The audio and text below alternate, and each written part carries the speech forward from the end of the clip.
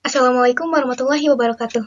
Perkenalkan, nama saya Vanessa Anjani dengan NIM 8603-58306. Pada kesempatan ini, saya akan mempresentasikan hasil analisis saya untuk tugas 3 dengan topik pilar-pilar pendidikan dan relevansinya di era digital.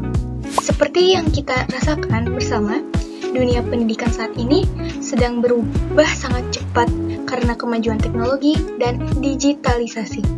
Di tengah perubahan ini, kita membutuhkan dasar yang kuat agar pendidikan tidak kehilangan arah dan jati diri bangsa.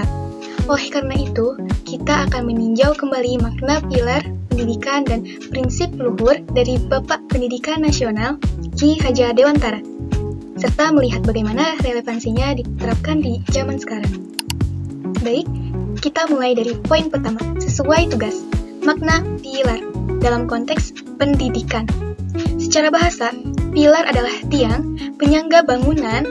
Tanpa pilar yang kuat, bangunan akan mudah goyah dan runtuh saat terkena angin atau guncangan. Diterapkan dalam pendidikan, maknanya sama.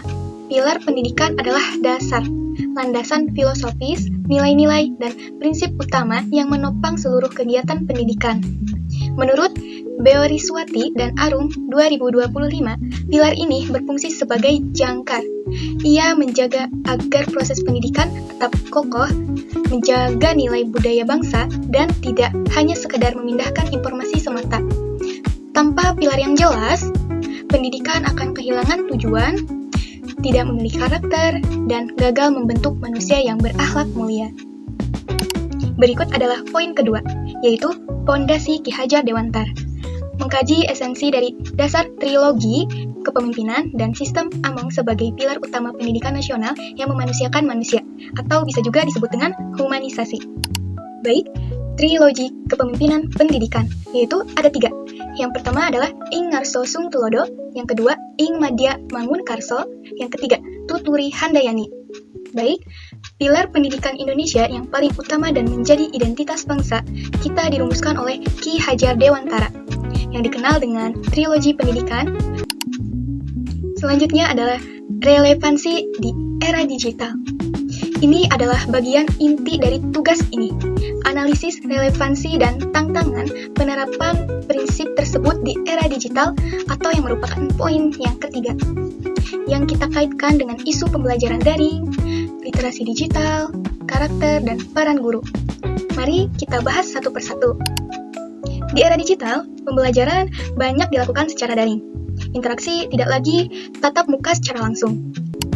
Baik, sebagai penutup dan refleksi sesuai yang diminta tugas, mari kita lihat bagaimana pilar ini menjawab persoalan pendidikan nasional saat ini. Persoalan pendidikan kita sekarang bukan lagi soal kekurangan materi atau akses, karena materi ada di mana-mana. Persoalan utamanya adalah krisis karakter, moral, etika, dan arah tujuan. Disinilah pilar Ki Hajar Dewantara bekerja.